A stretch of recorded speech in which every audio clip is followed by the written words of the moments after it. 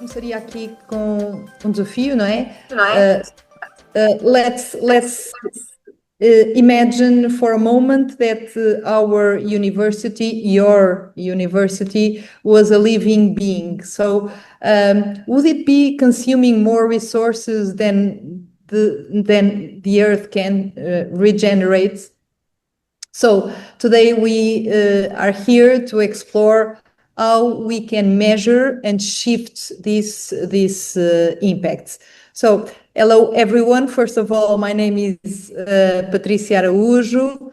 I'm a teacher in Instituto Politécnico de Viseu, but I'm also an entrepreneur that works on sustainability every hour of the day with territories, destinations, and also companies. So I am very thrilled to be your moderator today for today's session. I hope I can deliver a good webinar for all of you, and so a very warm welcome to all to this webinar, either from Portugal to Azores and to the rest of the world, if there's anyone here from other territories.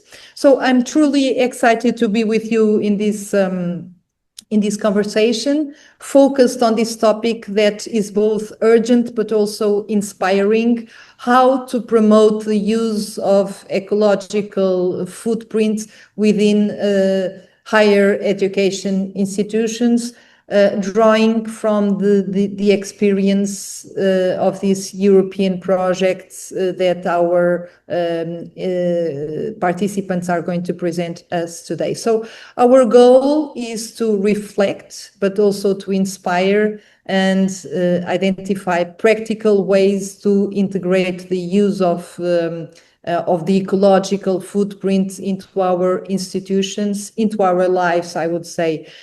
In a way, we'll take a guided tour on this tool and also on its possibilities. It's a privilege to have with us two exceptional guests, female guests, that's very important to notice, whose professional journeys demonstrate deep commitment to sustainability in higher education. So I sincerely thank both of them for their presence and also their generosity and their time in sharing their experiences with us. This webinar is inspired by an European project, enhancing university sustainability teaching and practices through ecological footprints. Sara and Mahsa, correct me if I didn't say the name right.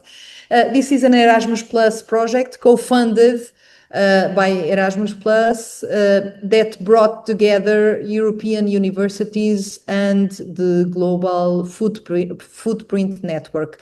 The project's mission was to embed the ecological footprints as both a pedagogical and management tool in higher education systems, and also promoting a true culture of sustainability among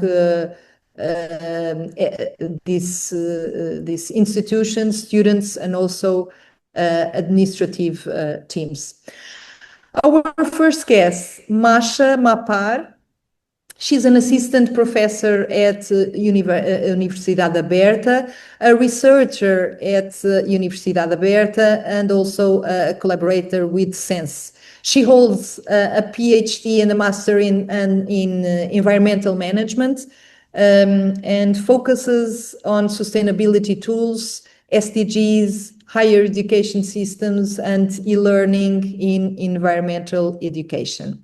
Mahsa has completed 3 postdoctoral research projects and contributed to 9 national and international initiatives, including the project that we'll be talking about today. She was recognized with the Top Researcher Award in Iran in 2007, and more recently with another Sustainability Award in 2023. Actually, the same distinction that our second speaker also received. Sara Pires, our second guest, also teaches at the University of Aveiro. She's also a researcher at GovCop and serves as president of the environmental NGO Common Home of Humanity. She was the scientific coordinator of the ecological footprint of Portuguese municipalities project and the national lead for this project that we are focusing today in this webinar. Her research focuses on sustainability indicators, urban sustainability, climate action, and local governance, and she collaborates with municipalities, NGOs, and private companies in a lot of sustainable driven initiatives. So this is a little bit of their bios. So much more could be said, but now let's hear their insights, their experiences, and their practical recommendations on how to unlock the transformative potential of the ecological footprint in higher education. So I pass now to Sara Pires, who will open with a brief introduction, I think, about this project. Thank you, Sara, for being with us. Obrigada Patrícia, e especial obrigada à Rede Campus Sustentável por este convite para estarmos aqui hoje. Creio que com uma oportunidade muito especial de poder debater esta ferramenta e trabalhar com ela convosco numa sessão, espera-se um bocadinho interativa, não o que nós desejaríamos neste modelo online, mas o mais interativa possível, e que possam também tirar proveito e dúvidas como operacionalizar, como usar esta ferramenta que vamos trabalhar. A minha querida Mahsa autorizou-me, até para facilitar talvez este contacto inicial, a começar a nossa apresentação em português. Ela depois, apesar de falar, como eu disse no início, já um excelente português, depois utilizará o inglês como língua mais facilitadora e podemos ir tentando, se for mais fácil, fazendo deste formato bilingue. Obrigada mais uma vez, então Patrícia, obrigada a todos pela presença. Eu pediria à Mahsa para partilhar uma breve apresentação que iniciamos só para contextualizar um pouco a ferramenta, depois iremos entrar na ferramenta mesmo online para conseguirmos compreender como funciona, para que serve e algumas das suas potencialidades e limitações no uso para as instituições de ensino superior. De facto, como a Patrícia muito bem disse, este projeto nasceu de um projeto Erasmus+, que a Mahsa irá apresentar mais à frente, já terminou, e com muita pena nossa, não temos tido ainda a capacidade de reavivar, apesar da Universidade Aberta estar agora também com um projeto que lhe vai dar muita utilidade em termos europeus, mas gostaríamos muito também de alargar ainda o potencial desta ferramenta, melhorá-la, capacitá-la em projetos futuros e, portanto, tentaremos fazer isso daqui para a frente. A sessão de hoje tenta, no fundo, mostrar-nos como pode ser possível, através desta ferramenta, de facto, melhorarmos as ações, os impactos, quase que respondendo já à pergunta de desafio inicial da Patrícia, se as universidades fossem uma entidade viva, se estariam a consumir mais do que aquilo que eu respondo já automaticamente que sim. E, de facto, quase na linha dos impactos que vamos ver nas últimas décadas, necessariamente as nossas instituições têm um impacto muito importante no consumo de recursos naturais, na emissão de gases com efeito de estufa, e estas ferramentas são extremamente importantes serem trabalhadas no nosso contexto institucional, justamente para termos a capacidade de compreender onde e como conseguimos reduzir esses impactos, por um lado, e por outro lado, como é que nós também temos a capacidade de contribuir para regenerar a própria natureza e como é que a universidade pode ser ela um contributo regenerativo dos processos naturais. Mahsa, se não te importas de passar. Muito brevemente um contexto introdutório, vou perder muito pouco tempo, mas no fundo a dar-vos a introdução científica a esta forma de medir através da pegada ecológica, que no fundo nos permite também, à semelhança desta informação científica dos limites do planeta ou das fronteiras planetárias que nos têm sido debatidas nos últimos anos e que nos demonstram a nossa incapacidade de suster a atividade humana dentro de fronteiras e de processos naturais que nos permitem garantir uma estabilidade climática e um processo planetário estável para conseguirmos desenvolver as nossas sociedades. Estamos cada vez mais a colocar as nossas sociedades em risco, sob pressão, a transgredir estes limites planetários e a sair fora da estabilidade planetária e a gerar muita incerteza na própria capacidade da natureza de absorver estes nossos impactos. A pegada ecológica, como a Mahsa estava a colocar já no próximo slide, é uma dessas ferramentas já desenvolvida na década de 90, que permite, de facto, transpor, como o próprio nome pegada, quase como uma perspectiva de cota, o que é que nós temos a capacidade de produzir em termos de recursos naturais e qual é a cota que estamos a usar dessa capacidade de produção e qual a cota que nós estamos também a usar da capacidade do planeta absorver os nossos resíduos, aqui as nossas emissões de CO2. Se olharem para este primeiro gráfico que aqui está, provavelmente já viram também este gráfico mais vezes, significa exatamente o que vimos no gráfico anterior, que não só não temos tido a capacidade, a Mahsa está a querer acelerar, mas eu vou perder mais ou menos tempo, Mahsa. Não só não temos tido a capacidade de manter-nos em zonas seguras, como também não temos tido a capacidade de travar a aceleração do nosso impacto. E pelo gráfico vocês conseguem perceber que desde a década de 60, primeiro ano que começa a ser monitorizado, até aos dias de hoje, temos acelerado a rapidez com que, de uma certa forma, não deixamos a natureza fazer o seu ciclo próprio. No gráfico seguinte também, que é uma das vantagens desta metodologia, é de facto ela ser muito fácil de comunicar, sendo uma metodologia extremamente complexa, ela é muito fácil de transpor para uma linguagem muito simples e muito fácil de comunicar o impacto. E quase como trazendo aqui a perspectiva de um orçamento natural, o Overshoot Day, ou o dia da sobrecarga da Terra, é aquele que nos diz a partir do qual, num orçamento natural que temos disponível para um ano, o dia em que já estamos a esgotar e, portanto, estamos, no fundo, a consumir os recursos naturais, a dilapidar a estabilidade climática das próximas gerações. E este gráfico também começam a ver a barra cor-de-rosa a aumentar, e que significa que a cada década temos antecipado um mês o nosso dia de sobrecarga. A cada década começamos a consumir mais cedo aquilo que estaria para as próximas gerações mais rapidamente. O ano passado foi no dia 1 de agosto, este ano espera-se que já seja em julho. Com a pandemia tivemos a capacidade de absorver 3 semanas e chegámos, já tínhamos estado em julho em 2019, avançámos 3 semanas em 2020 por causa da pandemia, mas rapidamente voltámos a julho, estamos em 2025 e o Overshoot Day global vai ser em julho.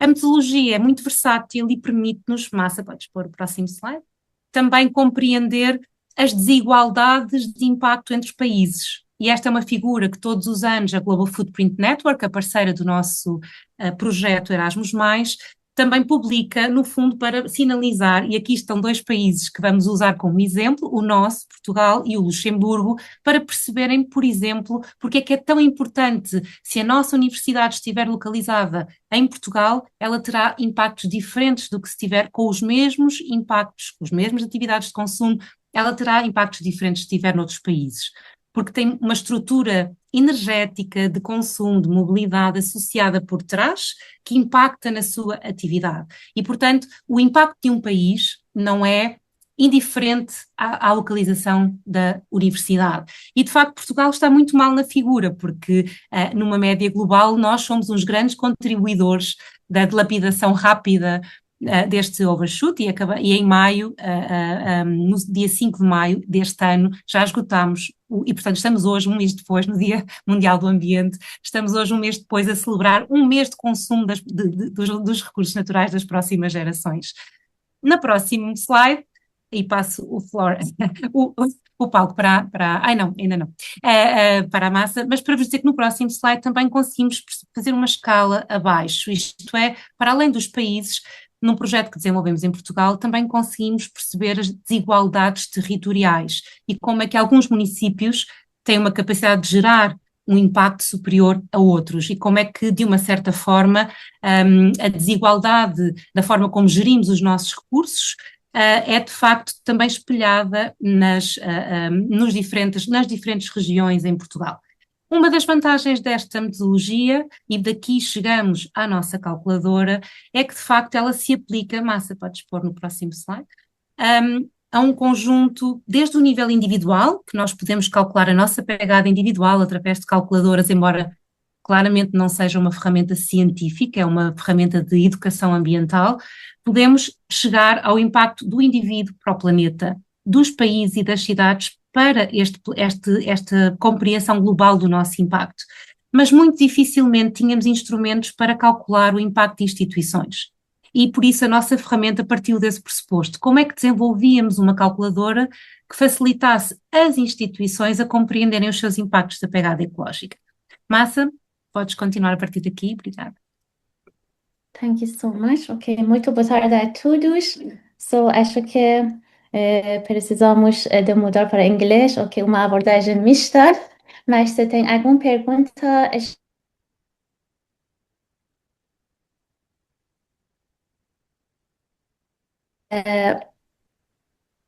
okay. As explained by my colleague Sara, okay, about the footprint, now we understand footprint is going to be passed from different levels, from the country level, from the individual level, from the city level, and also now we would like to focus on the institutional level that is going to cover the higher education institutions. Regarding the existing ecological footprint calculator internationally, there are several types of the calculator that cover the ecological footprint in the individual way. If you would like to assess your own ecological footprint based on your consumption categories, based on your activities that you do in your home, in your work, in the social, for example, spaces, there are several types of the calculator that you might be familiar with some of them. For example, the first one is the consumer footprint calculator that is resulted by, again, the Erasmus Plus project. The second one is the global footprint, ecological footprint calculator. And the third one is worldwide found ecological footprint calculator. All of these calculators are free of charge, and the main aim of this calculator is to assess your own ecological footprint.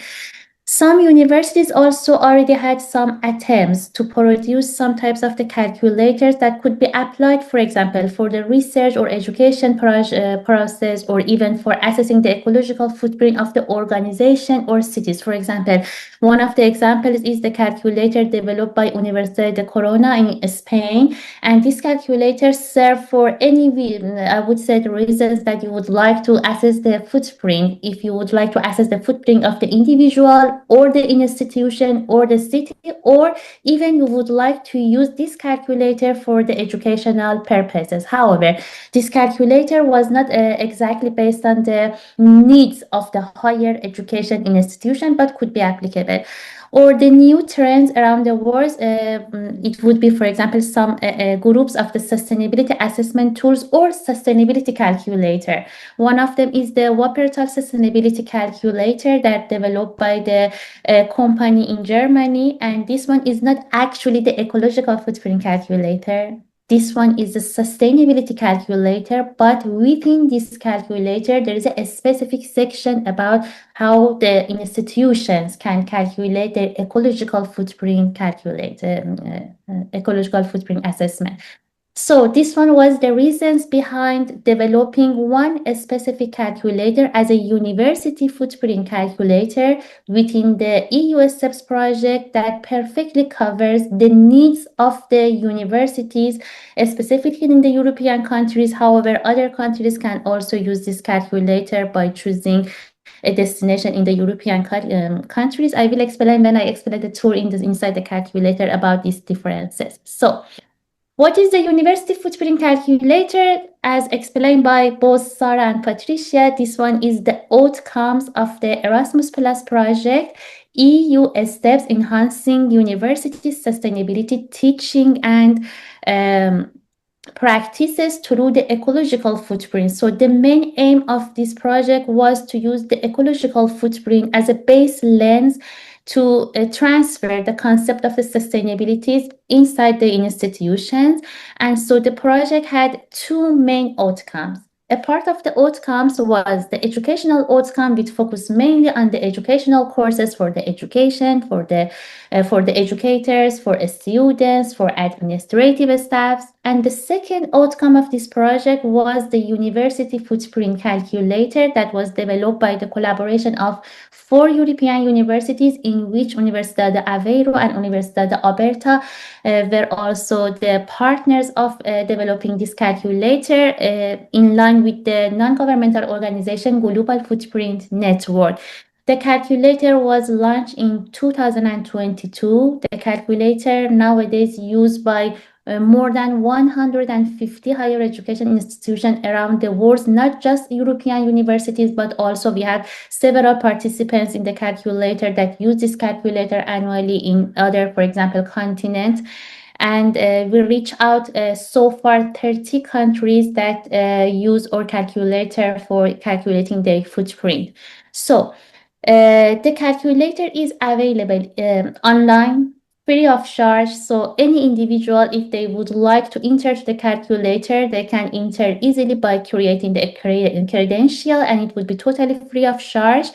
The calculator is available in 4 different languages: English, Greek, Portuguese, and Italian. And beside the calculator also, when you are going to, for example, enter to the web page of the calculator, you have also access to the manual, the user manual of the calculator that guide you step by step that how you should collect the input data and how you should enter the data inside the calculator. And at the end, there is also another document. Sara at the end will explain about it, about what we should do after collecting the ecological footprint and understand, okay, what is the current situation of the footprint in our institution.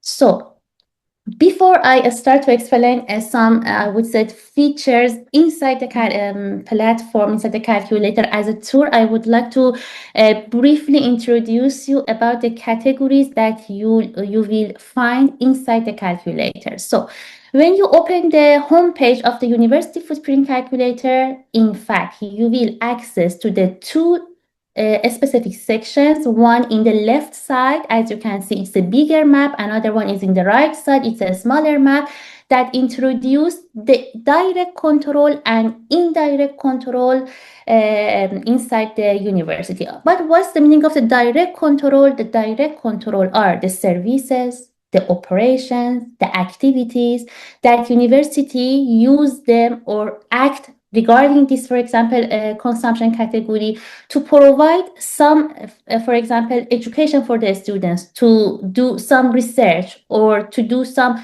administrative activities inside the university. So we call them direct control. Why? Because they are exactly on the hands of the university, and university has a direct control to influence on this categorization, to decrease them or eventually to increase the impact of each of this categorization. As a total inside the calculator, we have 7 main categories for the consumption, from the energy, from the areas of the building and infrastructure, from the food, cleaning services, to also some activities that you do to reach out to university, like, for example, the mobility and, for example, to materials and equipment, etc. Beside these 7 categorization, there are 2 main categories that are the institutional categories, okay, and they are the base information for to be able to start working with the calculator. Like, for example, some question about if your university is a single one, is a multiple, for example, campuses, or the total number of the students, graduation, staff. Because if the calculator don't access to this initial data, there is almost impossible to be able to calculate your ecological footprint. Okay, this one is a direct control on the hands of the university to decrease the levels of the ecological footprint. In the right side of the homepage, we will access to another categorization that's called indirect control. What is the indirect control? The indirect control are those activities or consumption categories that are not on the direct hands of the university. Why? Because sometimes you prefer to work at home, but you are working for university as administrative staff. You are the students. For example, providing some research project, you need to pass sometimes inside your home to provide some research project for the university, etc. So these are the consumption category that are not on the direct control of the universities, and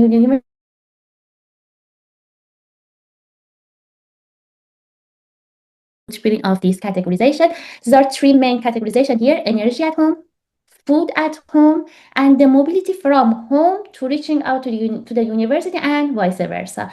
And besides these three indirect control, there are also some tiers. Tier number 1, tier number 2, and tier number 1 let me see, because there is some error here. Yes, tier number 1, BIS. And what are the differences between this tier? After you finalize the calculation in the direct control, for adding the input data in the indirect control, you have the possibility, okay, to choose the background information that is available inside the calculator, the per capita consumption per country that is also already the data that is available inside the calculator, and the calculator then can automatically calculate the average energy consumption at home for each student, okay?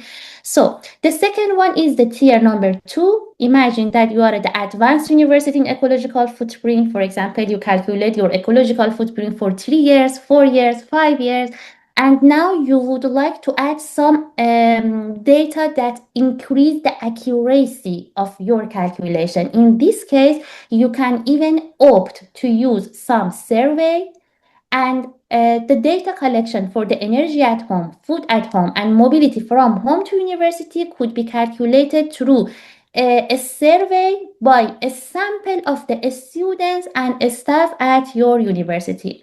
Just for the mobility, for the last categorization from home to university, there is a specific features inside the calculator that I would say I'm a big fan of this tier 1 BIS, because we are a distance learning university, and you know that we don't have the mobility of the students from home to university. All of the mobility would be just served by the staff. And for the online or distance teaching university, there is a specific features inside the calculator for the mobility. They can click on these features, and calculator automatically will calculate only the mobility of the staff from home to university. So before we start to have a quick tour to the calculator, let's see what process you need to collect the data inside, put the data inside the calculator, analyze them, and build the actions plan for the future. So before adding the data in the calculator, one step that is really important, I would say this step is even more important than knows how the calculator is working,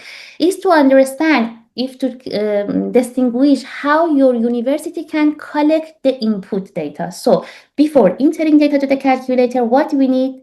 A set of input data in our hands to be able to enter this data inside the calculator. After we collecting this data, we are going to enter the data inside the calculator. Then the third step would be analyzing the data. Calculator automatically analyze the data of the each year separately. And finally would be building some things for the sustainable future. Building some, for example, action plan in your university based on the impactful category to start step by step reduce your impact on the environment. So regarding the step 1, collecting the data, the important point that Sarah already told me I should emphasize to these points because it's really important. As the beginner, when you start to enter the data inside the calculator and collect the input data, you will face with several information, several input data, different categorization. And maybe in the first hand, you feel that, okay, I might be lost between this information, from where I can start, okay? And always our answer is start with what you have again in your hands. Imagine that you are a university that already participate in other ranking system, or you are the university that already participate in the energy saving program in Portugal, like the Eco app, like the energy saving plan from the Portugal. So you have access to the information of the energy consumption in your university or water consumption in your university. So perfect. You can opt that, okay, my university with these different features is going to start with the collecting data for this specific consumption categorization. And year by year, when you start to work with the calculator, you will be understand that how you can, for example, provide the data for other categorization like the food, like the waste, etc. So regarding the collecting the input data, when you enter to the calculator, there are two types of the data. Some parts of the data are the institutional data, like the total number of the students, the total number of the staff, okay? And some of them are the questions or the data that you should provide for the consumption category, like the energy, water, equipment, etc. But what is very important in this case is to keep in your mind that there is no one size fits all higher education institutions, and each university should decide by themselves what is the best way for this specific university to collect the input data. Okay, but what is very important here is to keep in your mind that in the collecting data process, what is important is that to invite all departments, okay, that need to collaboratively work together to collect this information. Here in the right side, you can see it's one example from our university, Universidade Aberta. And before we start collecting the data for each of these question and categorization separately, we start to understand who are the responsible for collecting this data. For example, you can see here for the mobility, somehow 1, 2, 3, 4 departments should work together to be able to collect the mobility data for the calculator. But as you can see, for example, here for cleaning services, just with interaction with one department, we would be able to collect the data. But one advantage that we have in your university is collecting the data through the Campus Sustentabilidade UAB. It's a working group that focuses mainly on the collecting data for any type of the assessment system that we have in our university and try to make the data as much as possible systematized. So from now onwards, I would not like to explain anything inside the slides. I would like just to click here and guide you directly to the website of the calculator to have a quick tour together. I don't know how many times we have, but sorry, you can just notice me how many times remain. If I pass the time, I will shift to next of the slides. So here is the web. Yeah. How many minutes I have? I think you still have like 5-10 minutes before we can Perfect. Okay. open to questions, okay? Perfect. It's perfect. Thank you so much. So this one is the web page of the calculator. When you access to the main web page of the calculator, if you scroll down here, there is two buttons, okay? The first one in the orange, if I click in this button, I can access to the calculator. And the second one here, download calculator user guide. If I click, you will see I can immediately access to the manual of the calculator, and this manual guide you step by step about how you should enter the data inside the calculator. In the top right side of the web page, as you can see here, okay, if you click, there are different languages. You can change the language of the calculator, for example, to the Portuguese, and immediately as you click to this language, both manual and calculator will be changed to the you can easily use the calculator in your mother language. So as you can see here, if I click to open the file of the calculator, to enter to the calculator, there is two ways. You can enter the calculator as a guest. You can just click here, let's start, and without any credential, you can continue without registration. I think Sarah kindly already shared the links of the calculator in the chat, and if you would like, at the same time that I explain what is the calculator, you can also click in your system to the links of the calculator and have a tour with me together regarding the calculator. So if Mahsa, can you then choose Portuguese? Maybe it's easier for us to follow. Okay, but I think I'm not sure if I can change. You have the okay. Don't I'm going for my safe data. So Go on. I'm sorry for that. Yeah, but please feel free to change from here in the top right. right, you can just change the Portuguese and immediately you can shift to the Portuguese version. So another way to enter to the calculator is creating a credential. Okay, I already had the credential. It takes times, I think, 1 minute to create this credential. And as soon as you create the credential, you will receive the email. By the password that you will receive inside the email, you can enter to the calculator. So let me enter to the calculator by my credential. Okay, when you enter to the calculator as a guest or by the credential, you will face with the same map as you can see here in my screen. Okay, in the left side, the bigger map is the small city. We call it higher education institution, because in fact the institutions nowadays is a small city. They operate exactly as a real city operates. So as you can see here, we have several pinpoints. Each pinpoint belongs to one specific consumption category, and these pinpoints in the left side are the indirect responsibility of the ecological footprint. Beside that, on the right side here, you can see your home. I wish I have a home like this, but I'm in a small apartment. So this one is your home, this one is your car, and here is your family, the time that you pass to have, for example, some leisure time for food, for talking with your family. This part is the indirect control of the calculator regarding the food, regarding your mobility, and regarding the energy consumption at home. But if I go to start working with the calculator, imagine that I would like to start with the energy consumption. If I click on the energy consumption, the calculator is not working. Why? Because there is an error here. Please fill the general information first. So just keep in your mind, if you would like to work with the calculator, first of all, you should provide the information for the general, for example, institutional characteristic of your university and the staff label to let you allow to work with other categorization. If currently I would like to click in this part, it's almost impossible.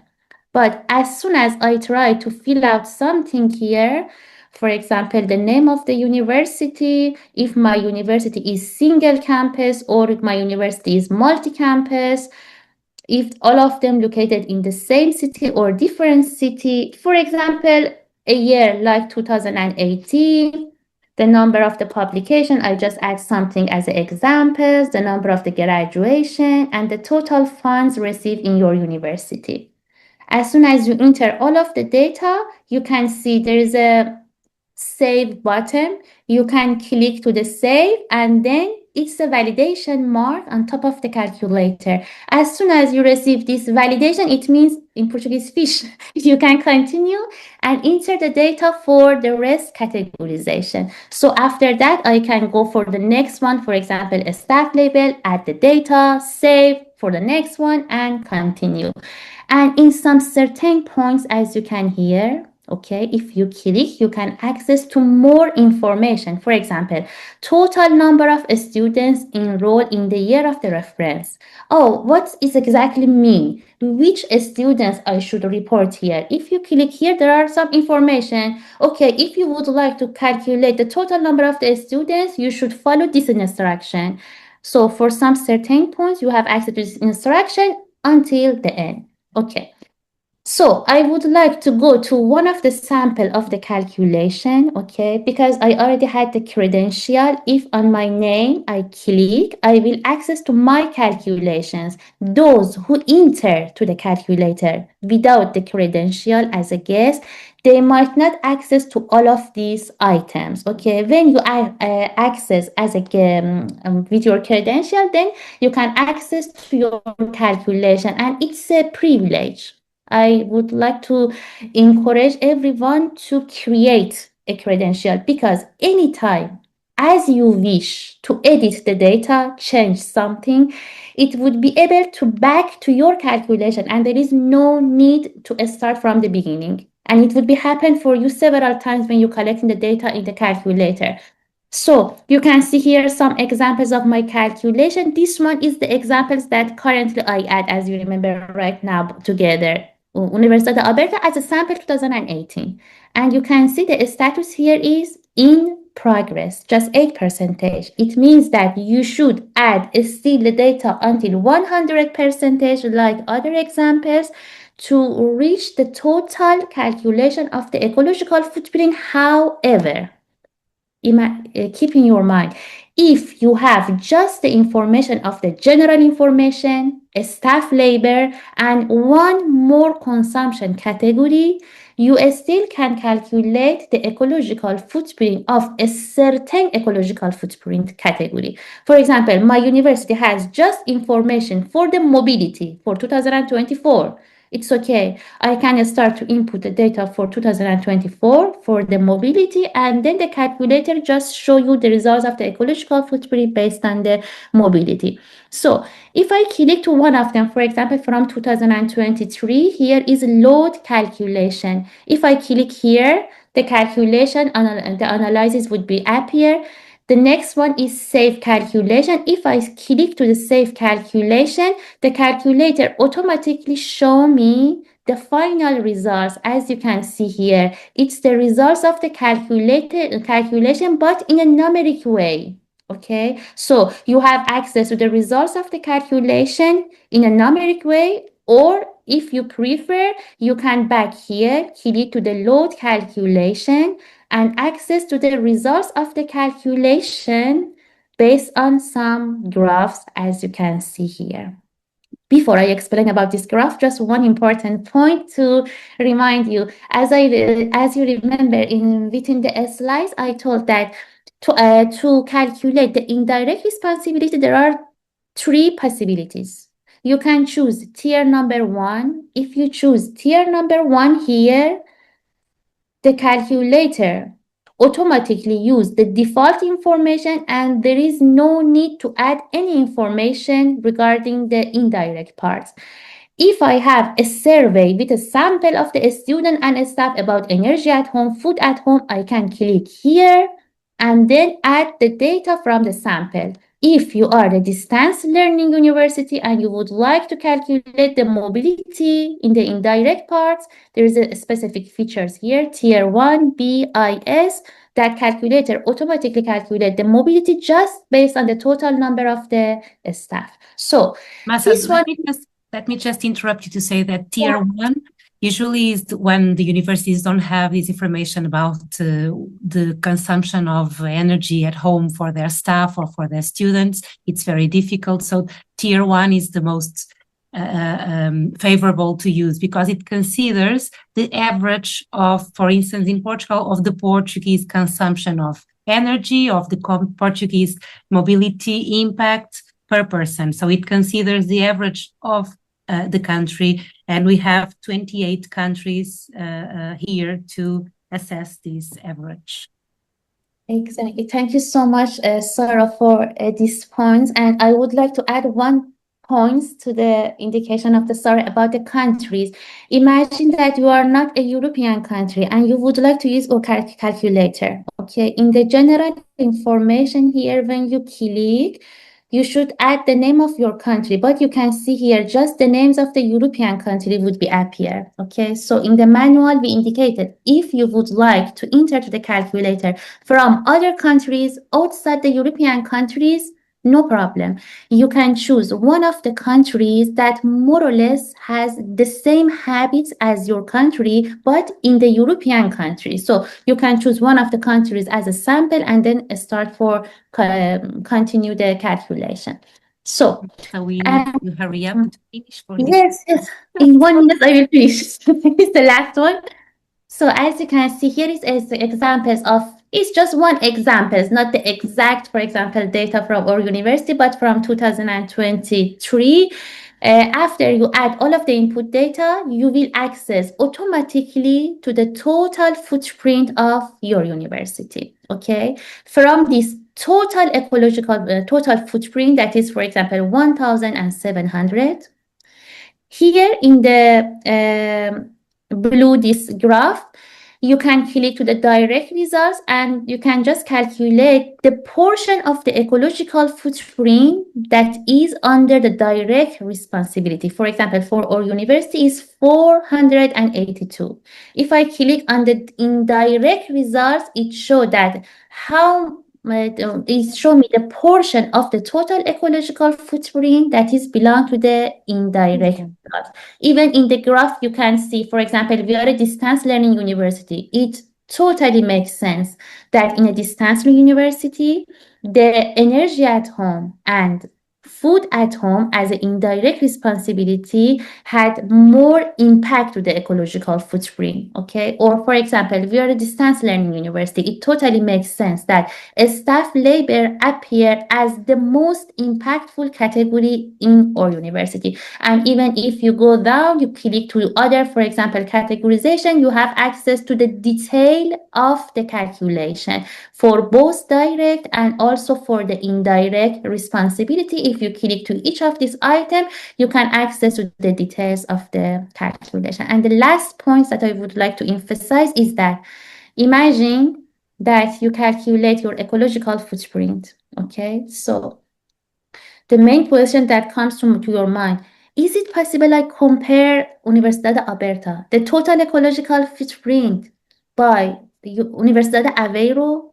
Is it rational that we compare the total ecological footprint? And certainly by the total ecological footprint, we should say no, because we have a different pattern, the number of the students, the way that, for example, we treat the students, but the calculator in the top has some categorization that you can use as a benchmark categorization. If you would like to compare the results of some universities with each other, you can go for this categorization. For example, total footprint per students at Universidade Aberta, per student at Universidade Aveiro. And this result would be comparable. So, and that's it. So I might back to the parts that would be, I'm not sure, Sarah, if you prefer I explain a bit about this trace or Yes. do you And now we move to Sara, right? So then she will wrap up the... To wrap up, well, I think it was really useful at least to use the calculator to guide us through the how to use it. Of course, it would be very interesting to know if other universities are using it and the challenges they are facing to use it. One of the benefits of using the calculator is to compare the results across time and across categories. So we can, Mahsa, the next slide, so we can monitor our impacts. And for instance, in this case of the University Aberta, they are monitoring each year since 2009. They can understand what are the trends in different categories, why materials and equipments are raising more than others, why mobility is decreasing. Or the next slide, Mahsa, just to the other one. This is in the indirect. And or per group, why is the ecological footprint per staff increasing throughout time? Why is the publications decreasing? So the point is that through the use of the calculator, we can then set targets, monitor progress, and to see how able is the university to accomplish these targets. So Mahsa, can you go on to understand the impacts through time and to see how feasible it is for one university to decrease their impacts and even save money. For instance, this guide of how to decrease the ecological footprint of universities that is available also in the website of the project is, Mahsa, in the next slide, helping universities to understand the impact of certain actions. For instance, the first one is waste reduction. By reducing the food waste at higher universities, at higher institutions, you can see that you are saving money, but you are also having a huge impact on the calculator, even higher than reducing in other categories. So the challenges are then using the calculator. What data do we need? Who is responsible for collecting these? universities are very different in size, in organization. So who is responsible and how to use this data then for strategic planning and for even the next slide, even to then report to other rankings or even to reuse this information for the university to report to all the SDGs. How is the accomplishment of the ecological footprint reducing or contributing to SDG 2, 3, for instance, the health? So there is a lot of potential then to use the data that we can collect. We can understand this data all together through the platform and then try to discuss what should we do to decrease our impact. But Patrícia, I think it's now time for questions. I'm sorry if we take too long. Actually, yeah. But these instruments and these tools are essential in order for us to start doing so or not, and to understand where we are at the moment. Before I open the microphones to the other participants, let me just ask you, Sara and Mahsa, both of you. So for now and for what you understood until now, and for sure this being an European project in its testing and contacts with other universities and higher education systems, what do you understand that are the biggest barriers and challenges facing when integrating this kind of environmental measurement tools? Is that the ones that we have watched here on the chat, looking for the best framework, or are there any other issues? Yeah, the multiple tools that we can use is always a challenge. Being a university, a city mayor, whatever, we have a lot of different mechanisms to understand our impacts. Through this calculator, what at least, for instance, we found it very useful at the University of Aveiro was the capacity and to see all these impacts together, to understand at the end one result of the consumption of natural resources and CO2 emissions. So the university already had the capacity to collect water management systems, to have data on waste, to have data on water consumption, energy consumption, but never put everything together per capita, understanding these per capita measures throughout time. So this was very useful, for instance, for the University of Aveiro when starting using this calculator. Then it's also very interesting to see that the first problem it emerges is that we don't have enough data to understand our impact. So we have to invest a lot on how to collect data that is feasible, that to improve the quality of data and to invest in the capacity to have this data very easily, very regularly. I give you one example. For instance, food. If we have canteens at our universities, we know how much food we buy, the number of pizzas, for instance. But what does it mean to have a pizza that it has bread, tomato, a lot of different ingredients? How can we calculate this in terms of footprint? So it's a time-consuming. Food, for instance, is a very time-consuming.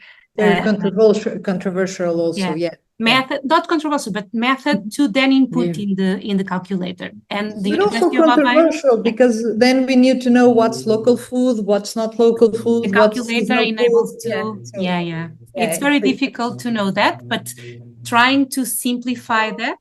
If we already know the quantities, then we put the quantities. If we know how local it is, we can put that in the calculator as well. Yeah. So this is a great message, Sara. So keep it simple and start doing something, whatever. Yeah. So now I will open the microphones, open the floor to other participants to deliver some questions. So feel free to open the micro and there with the...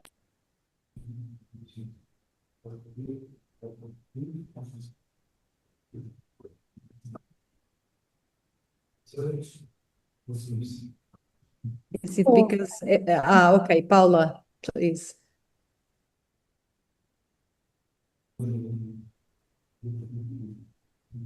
So, Patricia, maybe before the participants start to ask any question, let's see if anyone has a question or not. I can just complete the question that you asked at what are the main barriers, okay? And if really the ecological footprint tools could be sufficient for assessing the assessing the sustainability of the university.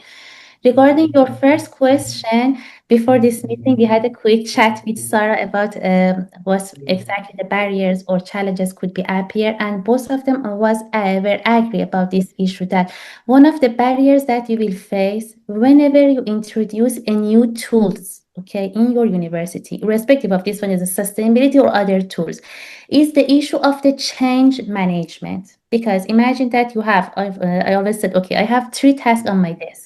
Imagine that university footprint calculator comes to my university and it will add task number 4 to my desk, and it would be a change. So the first barrier that you will face is that somehow the administrative staff who are responsible for collecting this data feel that they are going to receive a new things that are not exactly their responsibility, by the way, okay?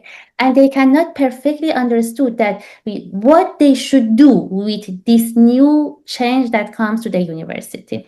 So to face with this challenge, for example, the strategy that we had in our university before starting to introduce what is the university footprint calculator, we had a training course in our university with a sample of the administrations in our university, and just we introduced how your own work make an impact inside the university before we introduce anything about the university footprint calculator. And it was a very good moment for them, that they feel, okay, I'm as an administrator, as a secretariat, I'm the responsible for reducing at least the ecological footprint of my own work inside my institution. And it would be really helpful to, in fact, to face with these challenges. Okay, so we have a question from Leticia. Leticia, yeah.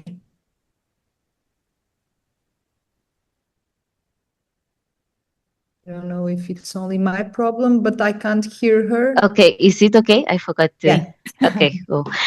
Sorry, I will ask in English because of the other presenter. But I'm currently working at Hiroshima University in Japan, and I'm very interested in applying this tool for our footprint at university. And I was just wondering, what is the real influence of the country change? Because you mentioned we need to find a country that is closer to our, but yes, can you expand on the country part? And yes, and if like there is a like additional work that needs to be done in terms of changing the country, considering that it's like Asia, even for our universities in, let's say, other continents. So how influential is the country part? And my second question, but yeah, this one first, and then maybe I will follow up. Thank you. Well, thank you so much, Leticia. It's very good to know that a university in Japan wants to use the calculator. And yes, the country is a problem, because this was funded by an European project, and we only have behind the calculator the data for the 28 European countries. But we have already requests from Brazil, from many other 70 different countries are using the calculator. And what I can tell you is that if you can be in contact with us, we can help you at least to tell you what is the country, European country, that is most likely close to Japanese impact, okay? And it's very interesting. If you use the calculator and you insert Portugal in your university, try to change the country and don't change anything else, only the country, and you can see the impacts in the final results. If you put Luxembourg instead of Portugal, it will triple. The same university, okay? It will triple the impact of the footprint. Well, but I don't have time to explain the details now, but it is very important. So if you want to, we can be in contact and then guide you through how to use in Japan. Thank you. And maybe a pilot here for a new project, Sara. Yeah. Yes, that was one of the challenges, because we wanted to expand to other countries and we wanted to be to enable the universities to compare throughout the years. We show you an Excel file that we do by ourselves to compare the years, but calculator could be more friendly in assessing the impacts throughout the years. We want to do a lot of changes, but we need funding. Okay, I'll definitely contact you guys. I just wanted to also understand, is it open access to see the behind, like the metadata and the emission coefficients that you used? Yes, it Okay. is in the in the manual, and there is an article that is coming out soon, I hope. Okay, thank you so much. I will contact you. Thank you. Thank you. Thank you, Leticia. And Mahsa?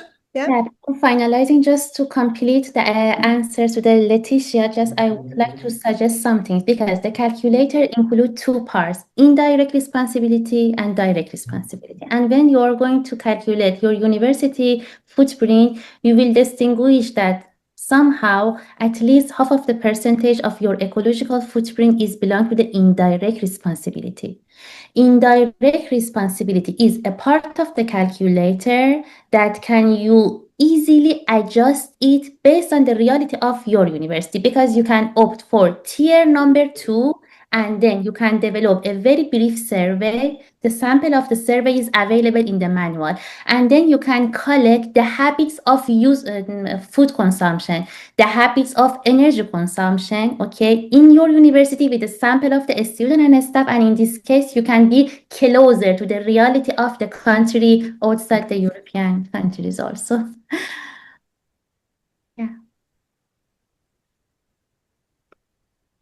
Yeah. Okay, any more questions? Okay, so maybe I will present the last question of the webinar. I'm sorry. Sasha, Sara and Mahsa, sorry, I combined both names.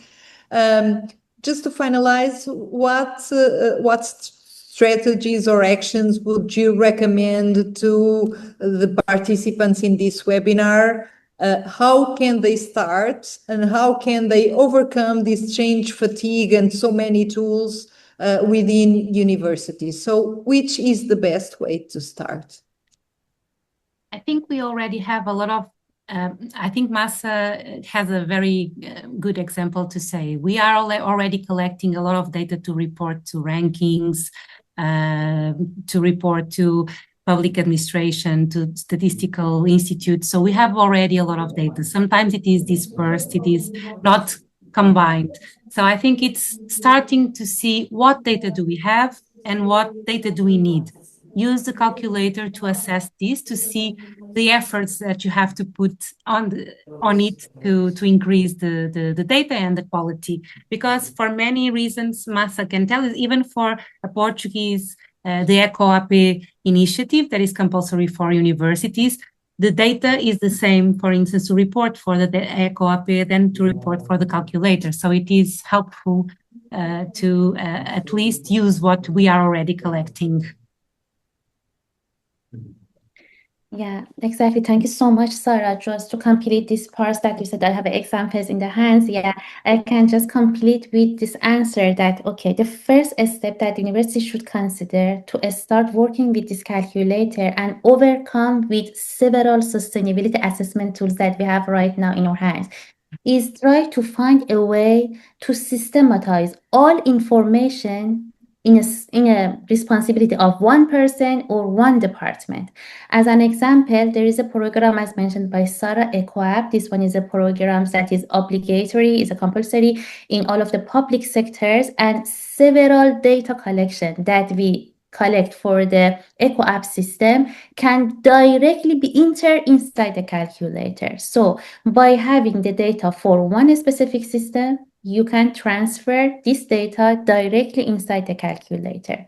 Besides that, just keep in your mind that when we are talking about the sustainability assessment at universities, sustainability assessment passing not just operation. It passes from the education, assessment, research assessment, operation assessment, outreach activity that we have in our university, as well as the governance and administrative issues. We have some specific sustainability assessment tools like Time Higher Education Impact Ranking. Several universities in Portugal already participate in this ranking, or the new one, Set for Higher Education Institutions, that a part of this ranking focus on the operational actions inside the university. So if you have access to the data for the ecological footprint by the calculator, you can use this set of data as a part of other sustainability assessment system and try to integrate this system together to make the whole institution approach for the sustainability. Yeah, that's it. Yeah, and all the universities are very different. For instance, the University Aberta is an online university with different physical and infrastructures than, for instance, the University of Aveiro. And one challenge that we found out after assessing the footprint of the University of Aveiro was then we wanted to go a little bit further and maybe to understand the impacts of the different departments that we have in the university, so the different buildings or the different infrastructures. So we can improve and try to go further on the data collection through time. May I ask if there are anyone here, or if there is anyone here that already used the calculator and that has a bad or good experience with it?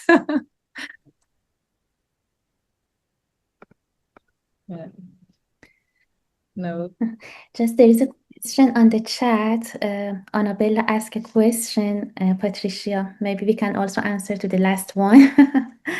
If you wish. Sorry, because I can't see it right now. I don't know what happened. I can see, because I think they ask if the mobility of the Erasmus students, could be calculated inside the mobility or not. I remember when we was working on the calculator, specifically, I remember that Universidade Aberta was the partner that mainly focused for the calculation of the mobility inside the calculator, and we had several discussions regarding this mobility. If the mobility of the Erasmus should be added or should not be added. I would say at the final decision, what you have access to the mobility. You have access to two types of the mobility. The first one is the mobility inside your institution that could be served for the purpose of the research or education or the services. For example, administrative staff need to do a service in other university.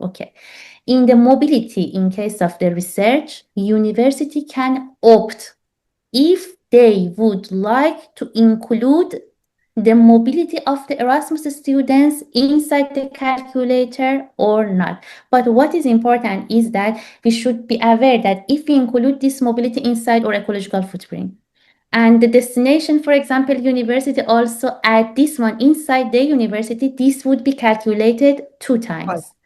Exactly, twice. And the original university also would calculate.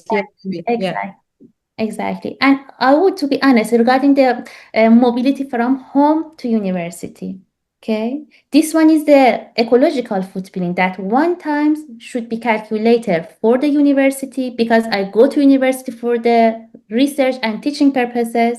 1 time, if the municipality of Lisbon is going to calculate the ecological footprint of mobility, they will calculate my mobility from home to university as the ecological footprint of a city of Lisbon. It's going to be counted twice.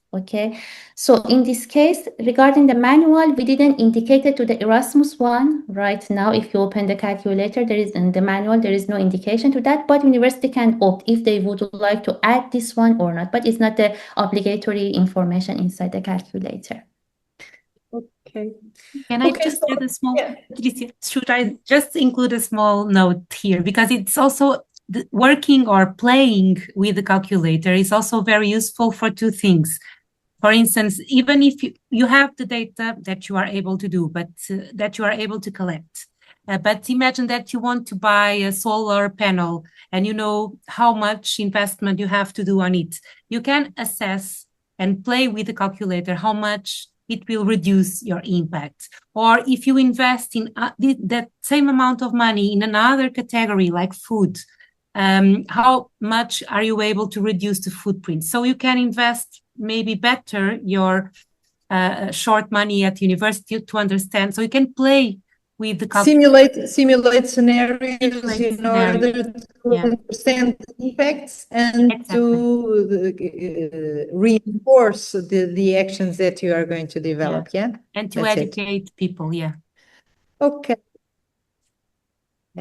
So Sara, Mahsa, a very warm thankful for your sharings and for the project itself, because actually it's a very strong tool. I think we all learned a lot in this last hour. Now we can understand and know how to start measuring, and as Sara said, now try also to shift impact to the right actions, to the ones that really, at the end of the day, will matter. So I would say, in a short resume, start simple, gather information, integrate, right, Mahsa, integrate the information that is needed, and don't wait until you have the perfect scenario, because for sure it will never happen. And now I will end with Portuguese. Obrigada a todos pela vossa participação. Esta foi mais uma ação do Grupo de Trabalho em Governança e Estratégia para a Sustentabilidade. Retomados os trabalhos que nos impediram de estar juntos no dia do apagão, e vamos voltar. Não deixou de ser um acaso, mas para nos lembrar também a todos das nossas limitações e dependências. Espero encontrá-los a todos e a todas em breve com uma outra temática, mas hoje ficamos com esta na memória: o uso da pegada ecológica nas instituições do ensino superior em Portugal, na Europa e no mundo. Sara, temos aqui uma possibilidade de levar o vosso projeto até ao Japão. Façam uso, sobretudo é isso que se pretende, começar de alguma forma, sabendo que nunca vai ser um início perfeito, mas isto é uma jornada, não é? Sem fim. E este há de ser, sem dúvida, um excelente início. Obrigada a todos e a todas, um bom resto de dia e voltamos a encontrar-nos em breve. Obrigada pelo convite, obrigada a todos. Obrigada pela vossa partilha e pelo vosso trabalho. Obrigada, Patrícia.